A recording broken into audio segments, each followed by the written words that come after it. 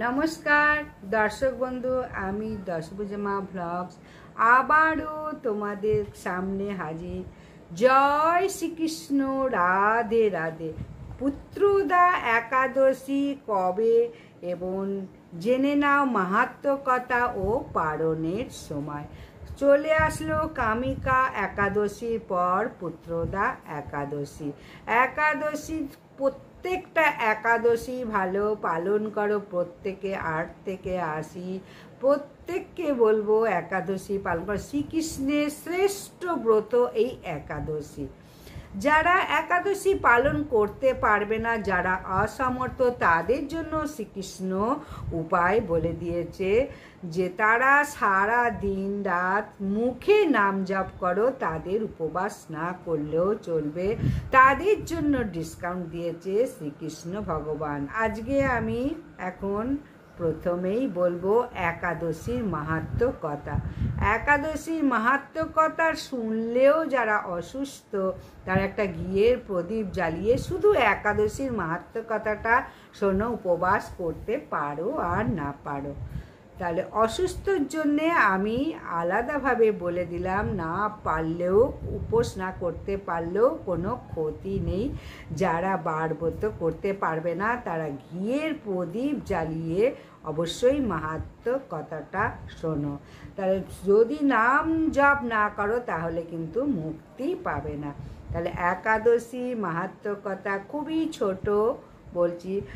মহারাজ যুধিষ্ঠির ভগবান শ্রীকৃষ্ণকে জিজ্ঞাসা করলেন, প্রভু শ্রাবণ মাসের শুক্লপক্ষে একাদশী কি, সেটা আমাকে কৃপা করে বলুন। শ্রীকৃষ্ণ বললেন, মহারাজ আমি সেই পবিত্র ব্রতের মাহাত্ম্য কথা বলছি, মনোযোগ সহকারে শ্রবণ করো, যেটা শোনা মাত্রই বাজপেয় যজ্ঞের ফল লাভ হয়।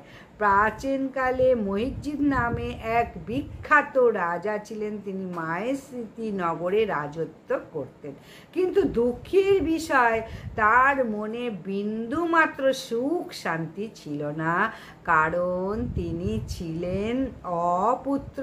পুত্রহীনদের ইহলোকেও সুখ নেই, পরলোকেও সুখ নেই, কোথাও তাদের সুখ নেই।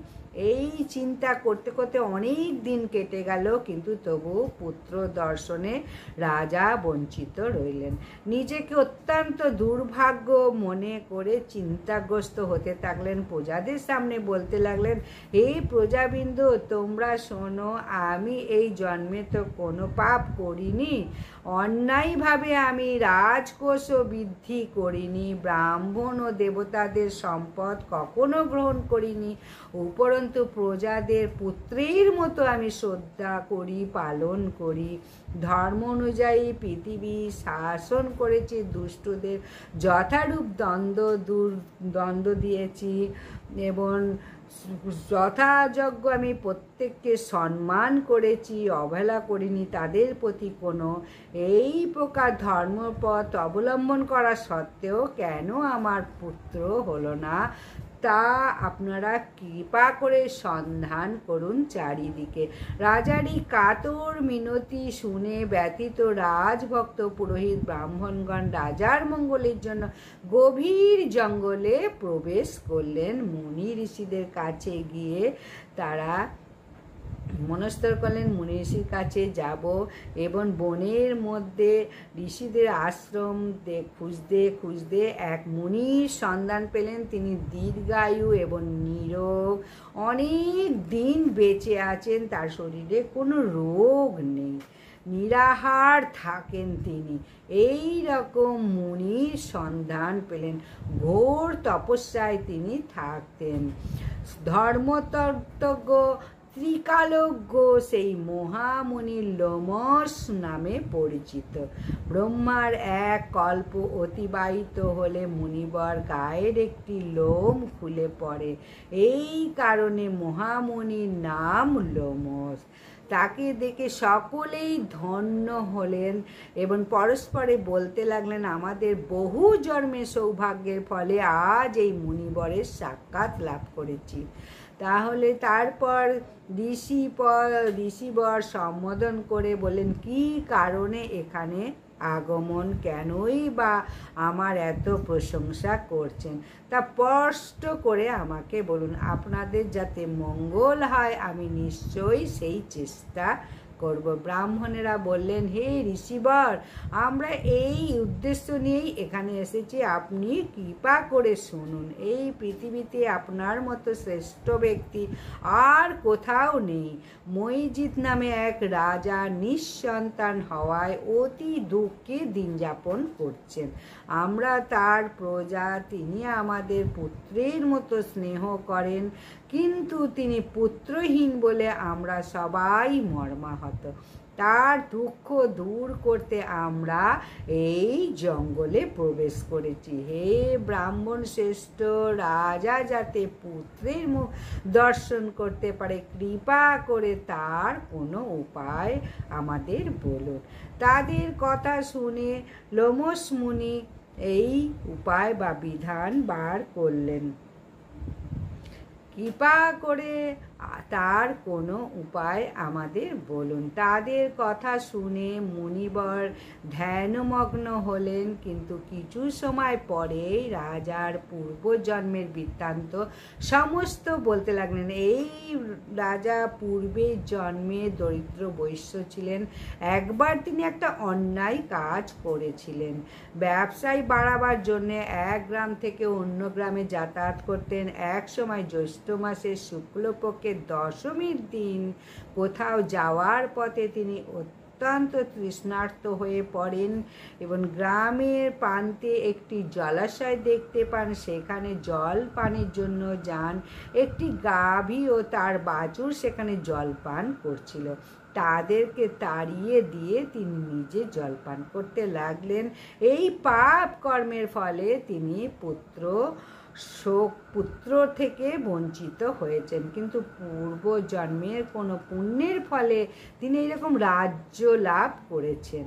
হে মুনিবর, শাস্ত্রে আছে যে পুণ্যের দ্বারা পাপ ক্ষয় হয়, তাই এমন একটা পুণ্য ব্রতের উপদেশ করুন যাতে তার পাপ দূর হয় এবং আপনার অনুগ্রহে সুপুত্র লাভ করে। লোমশ মুনি বললেন, শ্রাবণ মাসে শুক্লপক্ষে পবিত্র রোপণী একাদশী ব্রত অভীষ্ট ফল প্রদানকারী, আপনারা যথাবিধি সকলে পালন করুন। এই একাদশী কিন্তু পবিত্র রোপণী নাম বা পুত্রদা একাদশীও বলা হয়।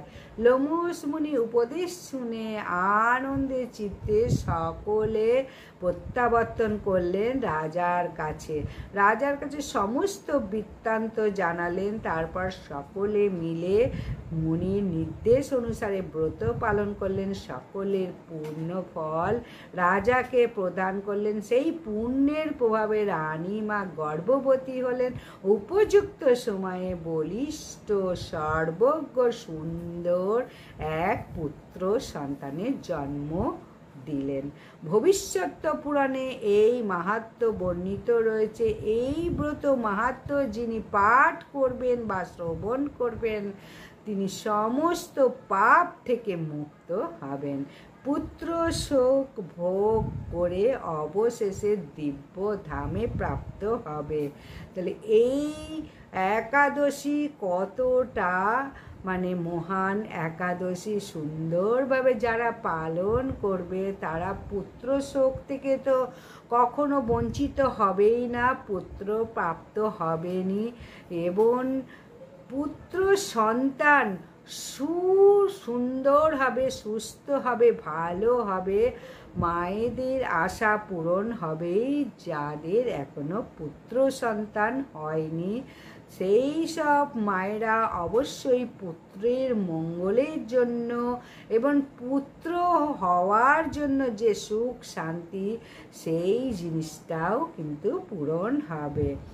তাহলে আজকে বলবো 19শে শ্রাবণ 5ই আগস্ট মঙ্গলবার পুত্রদা একাদশী, পবিত্র রোপণী একাদশী পরের দিন পালন হবে 9টা বেজে। মঙ্গলবার একাদশী, বুধবার পালন। তাহলে 19শে শ্রাবণ, 5ই আগস্ট একাদশী, আর 6ই আগস্ট 20 শ্রাবণ বুধবার পারণ। তাহলে পারণের এই টাইমটা খুব ভালোভাবে মনে রাখো যে পালনটা বা পারণটা যদি না টাইমের মধ্যে করো তাহলে কিন্তু কখনো একাদশী পালনের পুণ্য ফল লাভ করতে পারবে না। তাহলে এই দিনই শুরু হচ্ছে আবার ঝুলন যাত্রা। 20 শ্রাবণ 20 শ্রাবণ বুধবার থেকে শুরু হচ্ছে শ্রীকৃষ্ণের ঝুলন যাত্রা।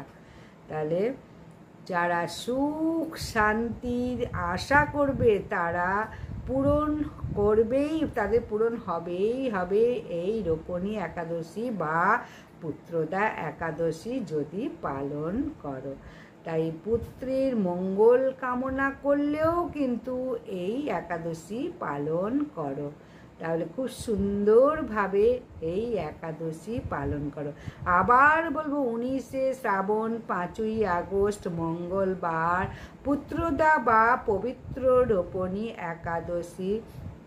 পরের দিন পারণের সময় 9টা বেজে 32 মিনিট, অর্থাৎ মঙ্গলবার হবে একাদশী, বুধবার হবে পারণ।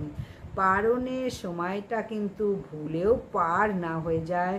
পারণ মন্ত্র বলে এবং রবি শস্য গ্রহণ করে পারণটা করো। তাহলে পারণ মানেটা কি? পারণ মানে হচ্ছে একাদশী মানে হচ্ছে রবি শস্য গ্রহণ করা যাবে না, আর পারণ মানে হচ্ছে রবি শস্য গ্রহণ করতেই হবে, তবেই একাদশীর পূর্ণ ফল লাভ হবে। তাহলে এই একাদশীর দিন থেকে ঝুলন যাত্রা, একাদশী আরম্ভ হবে, পূর্ণিমা পর্যন্ত এই ঝুলন যাত্রা চলবে।